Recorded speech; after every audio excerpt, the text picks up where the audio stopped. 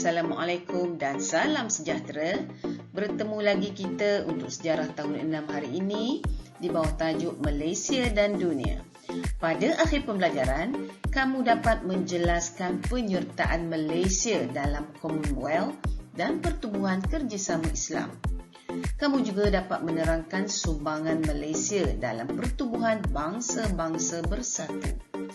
Dan juga, kamu juga dapat menunjukkan rasa bangga terhadap pengiktirafan negara luar kepada negara kita.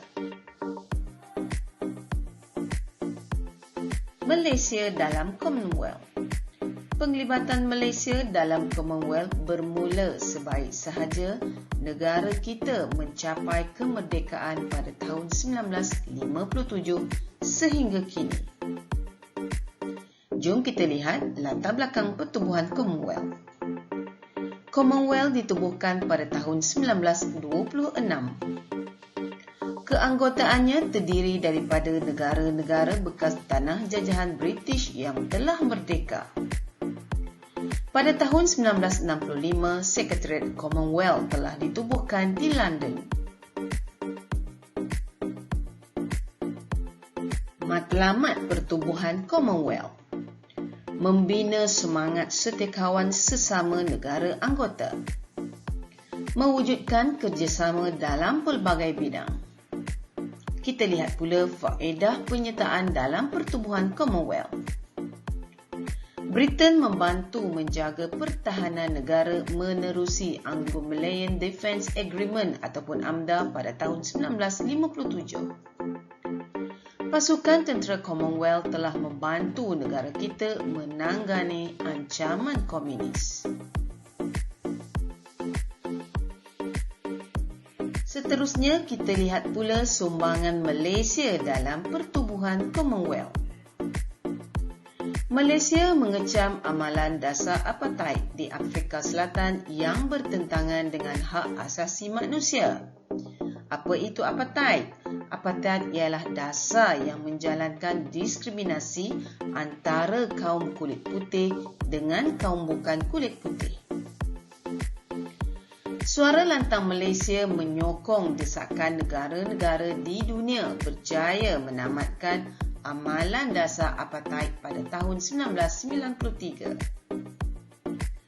Pada tahun 1989, Malaysia telah dipilih menjadi tuan rumah Commonwealth Heads of Government Meeting ataupun COGM.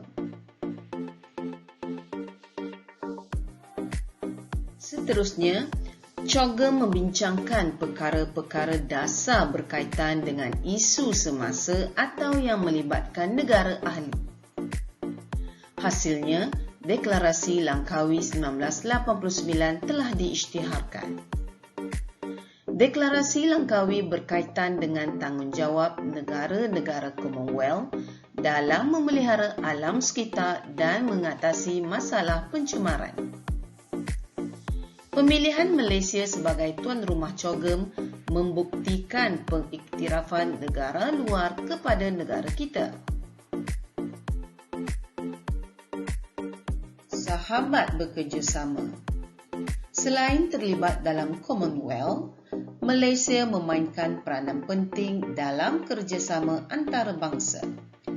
Ketokohan pemimpin dalam melaksanakan dasar luar dibuktikan menerusi penubuhan Organisation of Islamic Cooperation ataupun OIC. Pada tahun 1969, Tunku Abdul Rahman Putra Al-Haj telah mencetuskan idea penubuhan OIC. Cadangan ini disokong oleh beberapa buah negara Islam. Beliau telah diberi penghormatan sebagai setiausaha agung yang pertama.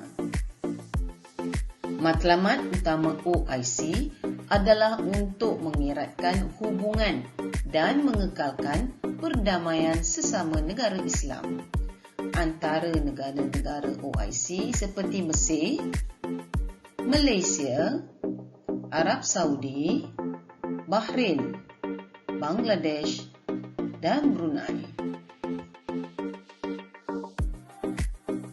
Negara kita berperanan besar dalam memperjuangkan matlamat OIC. Malaysia pernah menjadi tuan rumah persidangan OIC pada tahun 1974 dan 2003. Negara kita telah menjadi perantara dalam menyelesaikan peperangan Iran-Iraq serta membantu menangani konflik Bosnia-Herzegovina. Malaysia juga memajukan pendidikan masyarakat Islam antarabangsa dengan penubuhan Universiti Islam Antarabangsa Malaysia. Penglibatan ini menjadikan Malaysia sebagai ikon negara Islam yang progresif. Pendukung kesejahteraan dunia. Kita lihat pula keterlibatan Malaysia dalam pertubuhan bangsa-bangsa bersatu. Penyertaan Malaysia dalam pertubuhan antarabangsa adalah untuk kesejahteraan dan keamanan dunia. Pandangan Malaysia berkaitan dengan isu global disalurkan menerusi Pertubuhan Bangsa-Bangsa Bersatu PBB. Negara kita menyertai PBB setelah mencapai kemerdekaan pada tahun 1957. Sejak itu, Malaysia merupakan salah sebuah negara anggota yang aktif. Sumbangan Malaysia dalam PBB membantu menyelesaikan konflik antarabangsa seperti Ahli Majlis Keselamatan PBB, pasukan pengaman PBB ke Kongo, Namibia, Bosnia dan Somalia, pasukan pemerhati di Kemboja dan sempadan di Iran-Iraq. Seterusnya, mendesak usaha memerangi gejala penyalahgunaan dadah.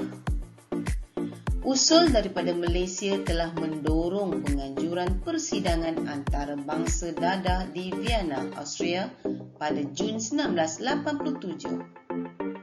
Perdana Menteri pada waktu itu telah diberi penghormatan sebagai Yang di-Pertua persidangan tersebut. Malaysia juga membawa isu perjuangan rakyat Palestin. Malaysia berjaya menganjurkan persidangan antarabangsa tentang Palestin di Kuala Lumpur. Seterusnya, menyarankan usaha meningkatkan mutu pendidikan.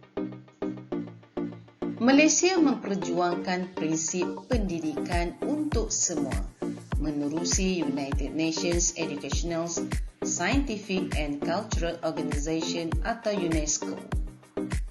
Malaysia dipilih menganggotai Lembaga Eksekutif UNESCO pada tahun 2007.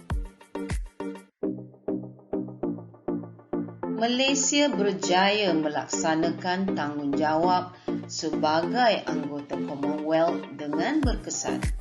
Oleh itu, negara kita mendapat pengiktirafan daripada negara luar. Sebagai negara anggota Pertubuhan Commonwealth, Malaysia mendapat pelbagai faedah daripadanya.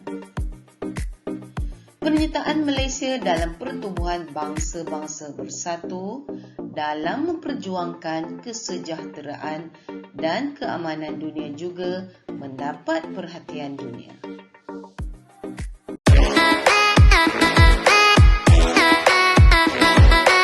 Jangan lupa like dan subscribe.